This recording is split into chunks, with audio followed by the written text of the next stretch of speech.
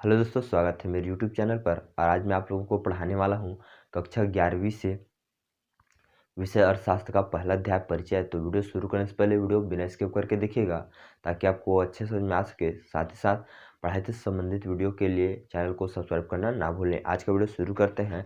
आज का हमारा टॉपिक रहेगा कक्षा 11वीं से विषय अर्थशास्त्र का पहला अध्याय।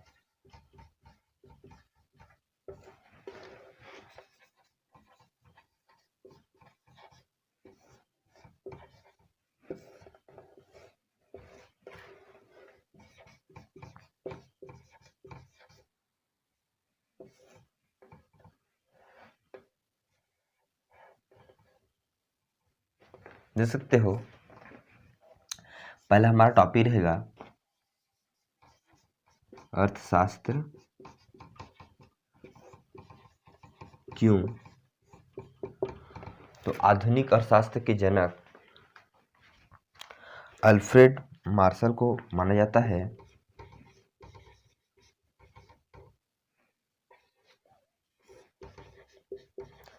अल्फ्रेड मार्शल के अनुसार जीवन का सामान्य कारोबार का संदर्भ में मनुष्य का अध्ययन करना, सामान्य कारोबार में के संदर्भ में मनुष्य का अध्ययन करना ही अर्थशास्त्र कहलाता है। अर्थशास्त्र का शाब्दिक अर्थ होता है धन का अध्ययन करना। आगे बढ़ते हैं। अल्फ्रेड मार्शल जो है आधुनिक अर्थशास्त्र के प्रवर्तक माने जाते हैं।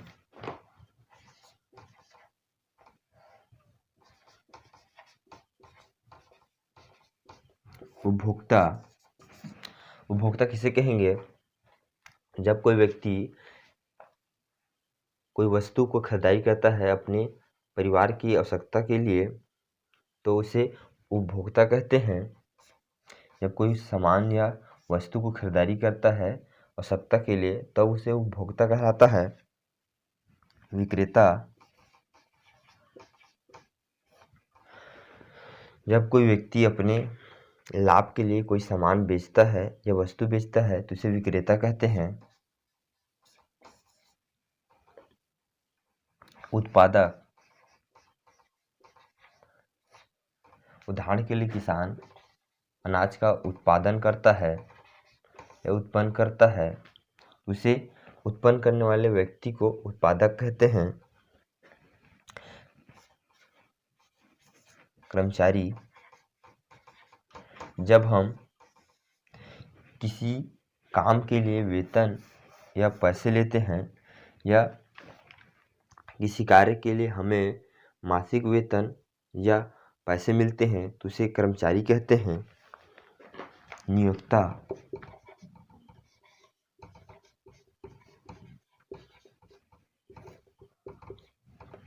नियोक्ता जब हम किसी कार्य के लिए पैसा लेते हैं जैसे टैक्सी चालक, डॉक्टर आदि तो इसे नियोक्ता कहते हैं। आर्थिक क्रियाएं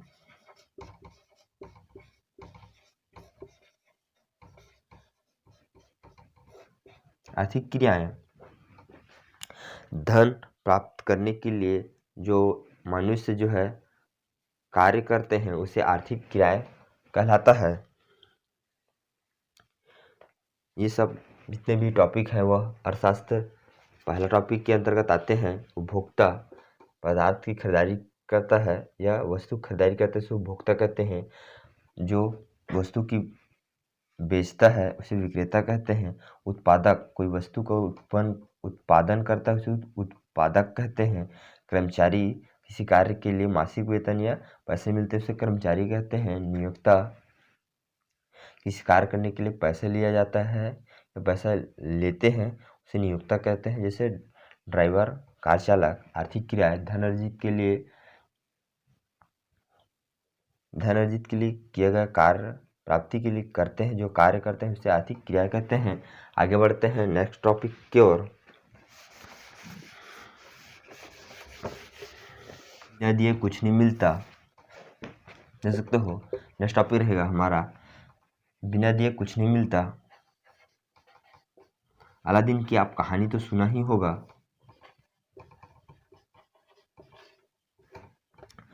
अलादीन के पास एक जादुई चिराग था जब अलादीन को किसी चीज़ या वस्तु की आवश्यकता होता था तब वह चिराग के अंदर से जिन निकलता था। अलादीन को महल की आवश्यकता था, उसके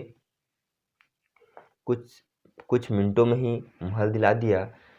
और जब अलादीन को किसी राजा की पुत्री के लिए उपहार ले जाना था तो उनके पलके बिना झपके ही वह भी जो आवश्यकता था उसको पूरा कर दिया जिन ने। यह आपने कहानी में सुना होगा अलादीन की, लेकिन असल ज़िंदगी में ये सब कुछ नहीं होता है, बिना दिए कुछ भी नहीं मिलता। असल ज़िंदगी में हर चीज़ का अभाव होता है। देख सकते हो, उदाहरण के लिए चावल, जब किसान चावल उत्पन्न करता है तब कुछ भाग जो है अपने लिए रखता है और कुछ भाग जो है बेच देता है। बेचे हुए भाग में कुछ जो है चावल की कमी होती है, अतः कह सकते हैं कि चावल का अभाव होता है।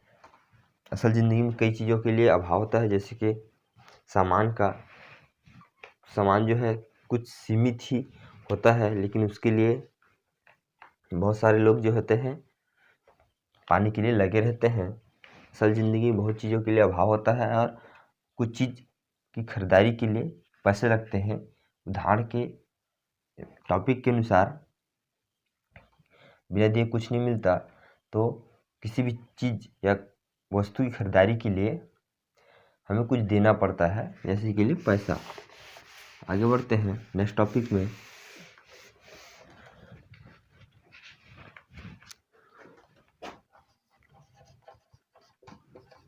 उपभोग,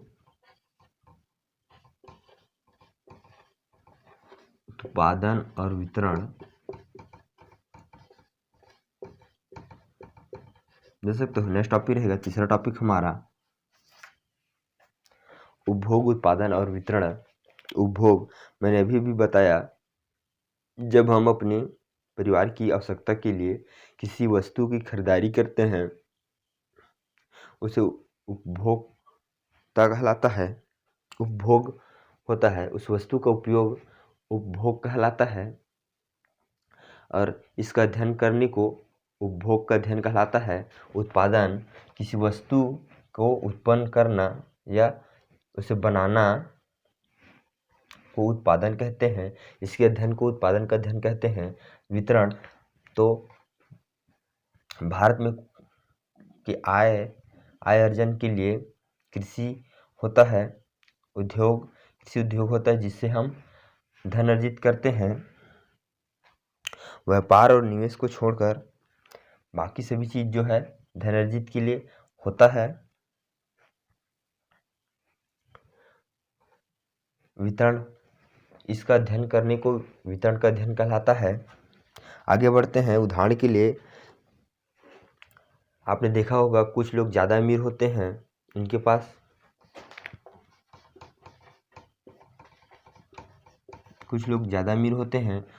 धन अर्जित के लिए बहुत सारे साधन होते हैं।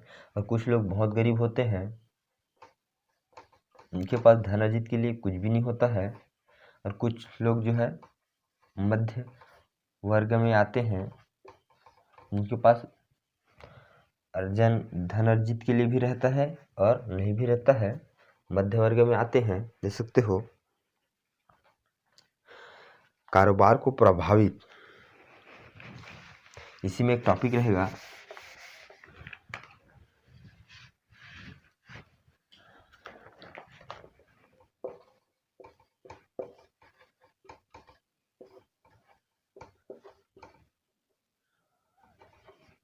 तो कारोबार को जो है प्रभावित है प्राकृतिक आपदा, भूकंप, बाढ़ जैसे समस्या जो होती है। देख सकते हो कारोबार या व्यापार को प्रभावित करने वाले कारक जो होते हैं भूकंप या बाढ़, जिससे कारोबार में बहुत सारे हानि होती है। इससे कारोबार जो है पूरा ध्वस्त हो जाता है, बहुत मुश्किल से से उभरा जाता है। ये प्राकृतिक आपदा जो होते हैं, भूकंप, जिससे ये जो है वह कारोबार को प्रभावित करते हैं, प्रभावित वाले कारक हैं। आगे बढ़ते हैं। आधुनिक अध्ययन में उपयोगी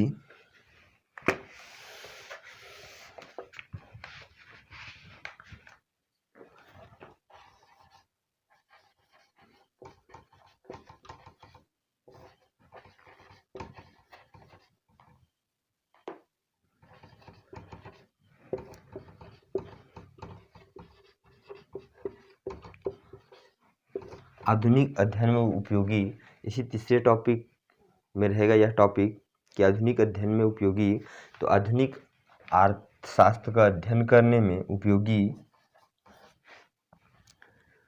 निर्धनता का मापन,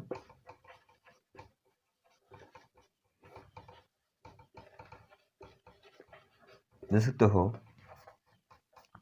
किसी भी आर्थिक स्थिति को समझने के लिए वह निर्धनता का मापन करना पड़ता है कि वह किस कारण जो है निर्धनता है और उसका निवारण कैसे कर सकते हैं। उसके लिए सबसे पहले जानना जरूरी है कि वो किस कारण से निर्धनता है, उसको दूर कैसे कर सकते हैं। दूसरा है आय का वितरण, जिससे वह आय या कमाता है उसका वितरण कहाँ कहाँ होता है और कितना होता है, जानना जरूरी है अर्थशास्त्र के लिए। तीसरा रहेगा आय का अर्जन, वह किससे पैसे अर्जित करता है या प्राप्त करता है। देख सकते हो, आधुनिक अध्ययन में उपयोगी है। ये उपभोक्ता उत्पादन और वितरण को अध्ययन करने के लिए आधुनिक रूप से निर्धनता का मापन, आय का वितरण और आय का अर्जन जानना बहुत आवश्यक होता है। यह आधुनिक अध्ययन में उपयोगी होता है। निर्धनता क्यों, किस कारण निर्धनता है, यह जानना बहुत जरूरी है। आय का वितरण, वो जो आय या कमाता है उसको वितरण कहाँ कहाँ पर होता है, यह जानना जरूरी है। आय का अर्जन, वह कमाई किससे करता है, यह जानना अत्यंत आवश्यक है। आगे बढ़ते हैं। उम्मीद करता हूँ आपको इतना अच्छे से समझ में आ गया होगा। बढ़ते हैं नेक्स्ट टॉपिक की ओर। अर्थशास्त्र में सांख्यिकी,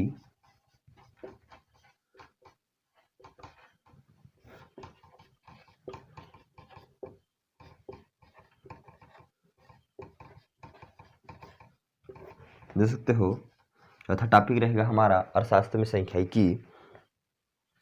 आर्थिक तथ्यों को संख्याओं के रूप में जानना, आर्थिक तथ्यों को संख्या के रूप में जानने को ही अर्थशास्त्र में सांख्यिकी कहते हैं। आर्थिक तथ्यों को ही आंकड़े कहते हैं।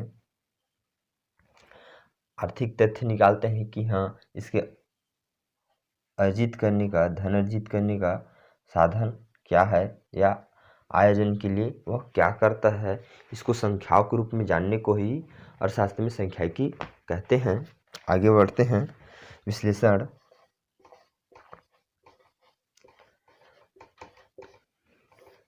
किसी भी अर्थशास्त्र का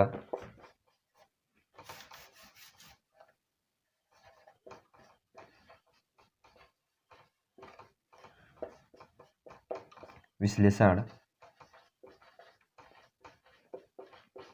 देख सकते हो, किसी भी का आर्थिक स्थिति को जानने के लिए विश्लेषण करना या पता करना, इनके बारे में जानकारी इकट्ठा करना बहुत जरूरी होता है। यह विश्लेषण के अंतर्गत आता है। किसी भी की आर्थिक स्थिति जानने के लिए उसका विश्लेषण करना अत्यावश्यक होता है। उसके बारे में जानकारी प्राप्त करना, उसके बारे में जानकारी इकट्ठा करने को विश्लेषण कहते हैं। तीसरा टॉपिक रहेगा, इस टॉपिक में नीतियाँ, इन सारे आर्थिक स्थितियों को सुधार करने के लिए जो हम उपाय या कहें तो नीति उपयोग करते हैं। किसी भी आर्थिक स्थिति को दूर करने के लिए, किसी की निर्धनता को दूर करने के लिए जब हम वो उपाय बनाते हैं उसे नीति कहते हैं।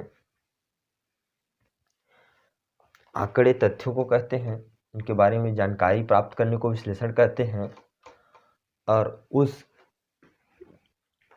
निर्धनता या आर्थिक स्थिति को सुधार करने के लिए जो उपाय हम बनाते हैं उसे नीति कहते हैं। आगे बढ़ते हैं। उम्मीद करता हूँ इतना आपको अच्छे से समझ में आ गया होगा। मिलते हैं इसी अध्याय के नेक्स्ट टॉपिक पे। अध्याय का नेक्स्ट भाग लेकर मैं आने वाला हूँ।